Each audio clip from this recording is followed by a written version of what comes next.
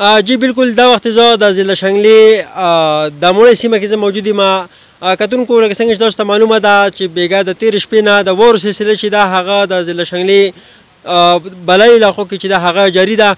دا شان دی که تاسو ته زه ووایم په د ضلع شنګلې بلایي علاقې اولنده ټاپ، شنګله ټاپ، یختنګې، کپر بانډا، برجو بانډا او دغه شان ده کې کنډو چې دی په دغه ځای کې ډېر زیات واوره شوې ده. 2 فوټه واوره چې دا ریکارډ شوې ده.